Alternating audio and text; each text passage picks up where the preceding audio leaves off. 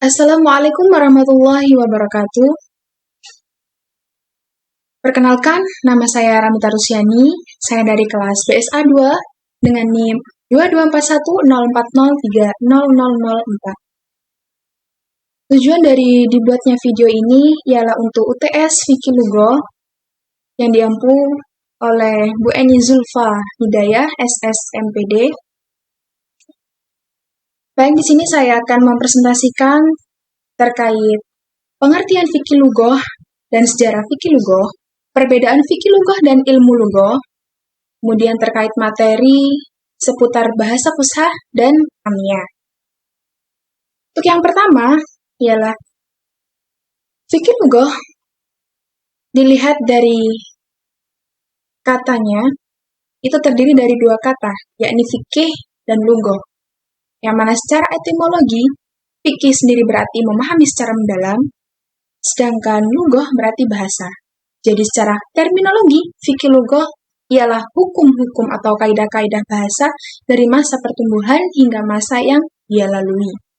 Sedangkan ilmu lughoh secara etimologi terdiri dari dua kata, yakni ilmu yang berarti ilmu, sedangkan lughoh berarti bahasa. Jadi secara terminologi, ilmu lughoh ialah sama dengan ilmu linguistik, yakni ilmu yang mengkaji seputar bahasa. Kemudian, sejarah fikih lughoh. Bisa diketahui penamaan fikih lughoh ini dimulai sejak penamaan kitab Abu Mansur Abdul Malik bin Muhammad As-Sa'alabi, yang mana beliau lahir pada tahun 350 Hijriah dan wafat pada tahun 429 Hijriah. Beliau merupakan pelopor kajian fikih lughoh dalam bukunya yang bernama Fiqh al-Lughoh wa Sirru al-Arabiyah. Sejarah fikih lughoh sendiri terbagi menjadi 3 fase. Yang pertama, fase klasik 1 atau disebut juga fase perintisan, itu dimulai sejak abad ke-2 Hijriah. Nah, muncul pada fase ini, itu belum muncul istilah fikih lughoh atau istilah fikih lughoh pada masa atau fase ini itu masih samar. Akan tetapi, sudah terdapat beberapa kajian-kajian seputar fikih lughoh. Kemudian fase yang kedua, atau fase klasik kedua, dikenal dengan fase kelahiran dan pertumbuhan. Fase ini dimulai sejak abad ke-4 Hijriah. Nah, pada fase ini, karya yang dihasilkan telah diberi nama fikih lughoh. Atau pada masa ini, pada fase ini, itu sudah ditemukannya istilah fikih lughoh. Kemudian fase yang ketiga ialah fase modern, atau disebut dengan fase perkembangan. Fase yang ketiga ini dimulai sejak abad ke-14 Hijriah. Pada fase ini fikih lughoh dipengaruhi oleh linguistik barat, diantaranya dari sistematika pembahasannya dan pembagian kajiannya. Kemudian, perbedaan fikih lughoh dan ilmu lughoh. Di sini saya memetakan bahwasanya fikih lughoh terbagi menjadi 5. Dalam 5 segi, yakni yang pertama kajian, cakupan, histori, keilmiahan, dan hasil karyanya. Yang pertama, dalam segi kajian ilmu lughoh. Ilmu lughoh sendiri itu mengkaji bahasanya, hanya terfokus pada bahasa, sedangkan fikih lughoh itu lebih mengkaji bahasa hingga budaya dan sastra, lebih luas. Kemudian dari segi cakupannya, lebih luas cakupan fikih lughoh daripada ilmu lughoh. Kemudian dari segi historis atau sejarahnya, fikih lughoh itu lebih dahulu muncul daripada istilah ilmu lughoh. Kemudian dari segi keilmiahannya, ilmu lughoh itu sudah diberi label ilmiah, sedangkan fikih lughoh itu masih belum. Kemudian dari segi karyanya, fikih lughoh itu lebih bersifat historis, sedangkan ilmu lughoh lebih bersifat deskriptif.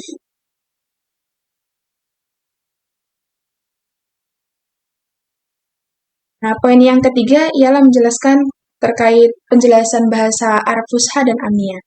Perlu kita ketahui bahwasanya bahasa Arab itu sebenarnya terdiri dari 2 bahasa, yakni bahasa Arab Fushah dan bahasa Arab Amiyah. Yang mana bahasa Arab Fushah ialah bahasa Arab yang berbentuk resmi atau baku.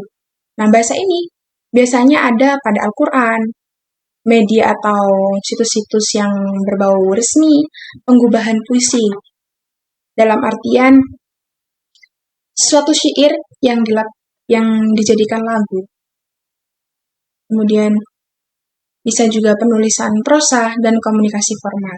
Bahasa Arab Fusha itu digunakan secara universal di wilayah Arab. Kemudian bahasa Arab Amiyah. Bahasa Arab Amiyah bisa disebut juga dengan bahasa sehari-hari yang digunakan orang-orang di berbagai wilayah Arab atau disebut dengan bahasa pasaran, bahasa yang baru muncul setelah bahasa Arab Fusha. Di sini saya membedakan bahwasanya perbedaan antara bahasa Fusha dan bahasa Amiyah itu ada dua, dari segi kaidah kebahasaan dan dari segi pengucapan. Dari segi kebahasaan, bahasa Arab Fusha itu memenuhi ketentuan kaidah-kaidah tata bahasa, yakni berupa nahwu sorofnya, ketentuan tarkib, kedudukan, itu memenuhi. Sedangkan bahasa Arab Amiyah tidak sepenuhnya memenuhi kaidah tata bahasanya. Bahkan dalam bahasa Amiyah pun ada beberapa bahasa yang merujuk dari bahasa Fusha tapi dipersingkat. Kemudian dari segi pengucapan dan logat. Nah, terkadang orang yang menggunakan bahasa Arab Fusha, tetapi mereka masih menggunakan logat dari bahasa Amiyah. Ini dikarenakan bahasa Amiyah sendiri kan bahasa yang dipakai dalam kehidupan sehari-hari. Jadi ketika dalam forum resmi, itu masih terbawa bahasa Amiyahnya. Untuk contoh bahasa Fusha dan bahasa Amiyahnya sendiri, bahasa Fusha, misal contohnya masmuk, itu bahasa Fushanya, sedangkan bahasa Amiyahnya ismuk itu dalam segi bahasa Amiyah. Jadi bahasa Fusha itu masih mempertimbangkan grammar nahwu sorofnya, sedangkan Amiyah tidak mempertimbangkan grammar tersebut. Kemudian di sini saya akan menyinggung sedikit terkait bilingualisme atau dualisme. Bahwasanya fenomena dualisme bahasa Fusha Amiyah ini sempat diberikan penamaan yang kurang tepat, yakni bilingualisme. Mengapa? Tetapi dari sebagian orang Arab atau beberapa orang itu menolak penamaan bilingualisme dalam kasus dualisme bahasa Arab dan Fusha Amiyah. Alasannya, karena bahasa yang digunakan masyarakat Arab bukanlah bahasa yang sama sekali berbeda. Seperti bahasa Arab, misal bahasa Arab dengan bahasa Inggris, bahasa Arab dengan bahasa Prancis. Itu kan sudah berbeda.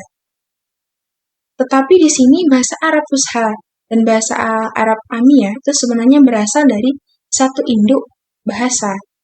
Nah, perbedaan kedua bahasa ini dianggap sebagai perbedaan yang parsial, bukan perbedaan yang substansial. Cukup sekian presentasi atau pemaparan dari saya. Jika terdapat kesalahan dalam penyampaian atau materi yang saya sampaikan, saya mohon maaf. Kurang lebihnya, wassalamualaikum warahmatullahi wabarakatuh.